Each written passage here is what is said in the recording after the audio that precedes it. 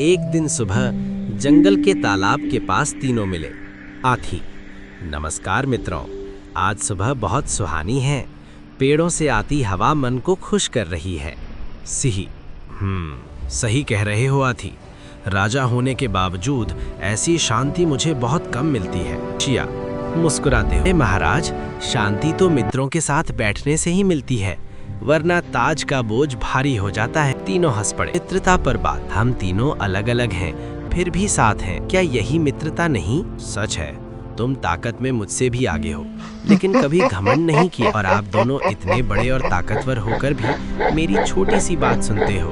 यही तो दोस्ती है। संकट की शुरुआत: अचानक जंगल में सूखा पड़ गया, नदी सूखने लगी, जानवर परेशान होने लगे। शिया चिंता से: अगर पानी नहीं मिला तो छोटे जानवर मर जाएंगे। मैं राजा हूँ, लेकिन अकेले कुछ नहीं कर सकता। ताकत से रास्ता बना सकता हूँ, लेकिन दिशा तुम्हें बतानी होगी। शिया योजना बनती है।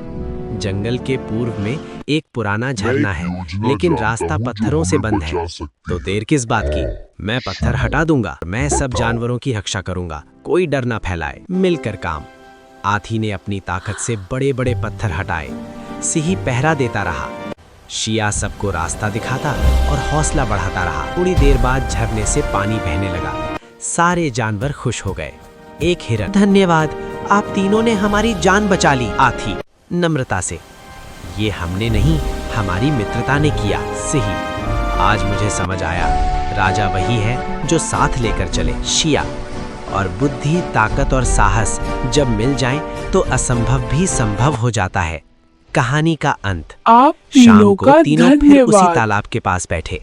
आथी: आज की दोस्ती की परीक्षा थी सिही, और हम तीनों पास हो गए। शिया हंसते हुए: तो तय रहा, दोस्ती हमेशा निभाएंगे, सुख में भी दुख में भी। तीनों ने एक दूसरे की ओर देखा और मुस्कुरा दिए। जंगल में मित्रता की मिसाल बन गई।